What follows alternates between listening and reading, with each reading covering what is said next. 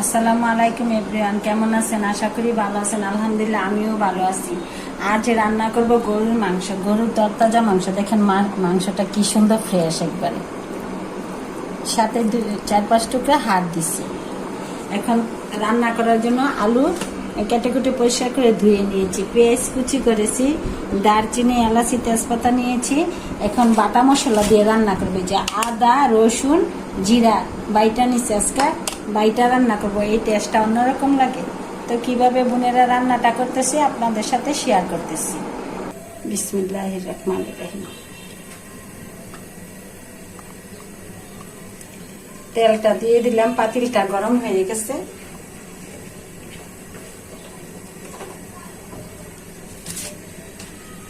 এখন দিয়ে দিচ্ছি তেজপাতা,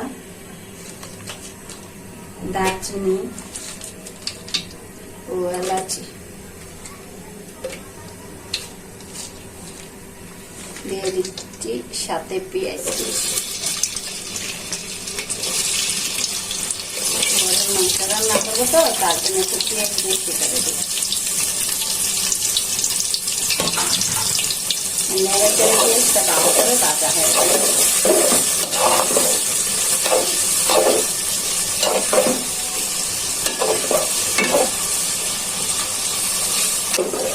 পেঁয়াজটা প্রায় ভাজা হয়ে গেছে, গরুর মাংসের সাথে দিয়ে ভুলা যায়।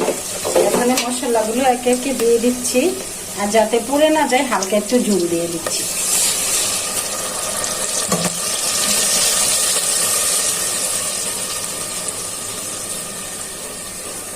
দিয়ে দিচ্ছি পরিমাণ মতো আদা বাটা, দিয়ে দিচ্ছি পরিমাণ মতো জিরা বাটা, দিয়ে দিচ্ছি পরিমাণ মতো রসুন বাটা।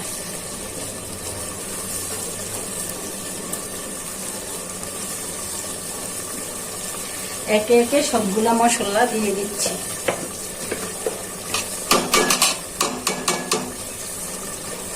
দিয়ে দিচ্ছি পরিমাণ মতন হলুদের গুঁড়া,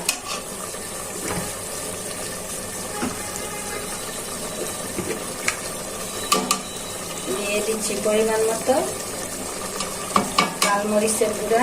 একটু বেশি করে দিচ্ছি, কিসের জন্য? আলুর সাথে দিবা।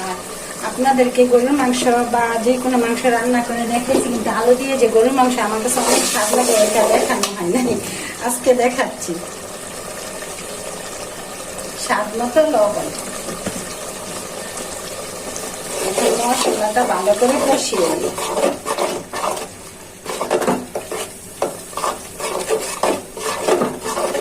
মশলাটা ভালো করে কষানো হয়ে যায়।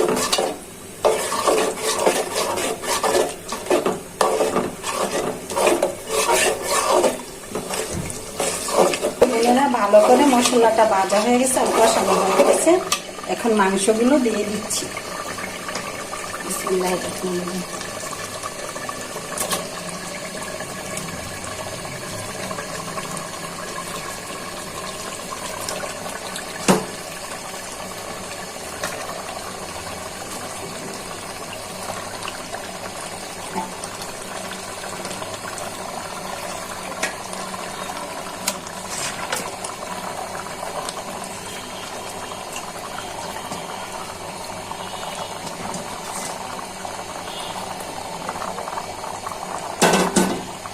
তো বোনেরা মাংসটা দিয়ে দিচ্ছি, ভালো করে মাংসটা কষানো হয়ে যাক, একটু ঢেকে দিচ্ছি।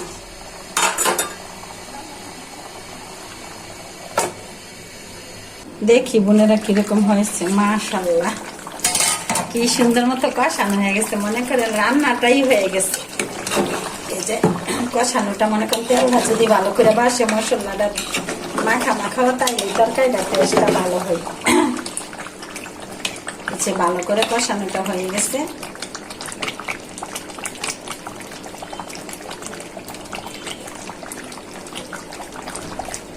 এই যে ভালো করে কষানোটা হয়ে গেছে। আর আলুটা, তার জন্য মাংস কষানো হতে হতে আলুটাও সিদ্ধ করে নিয়েছি, এখন দিয়ে দিচ্ছি। আর সাথে আগে থেকে ফুটান্ত পানি দিয়ে দিচ্ছি, ঝোল।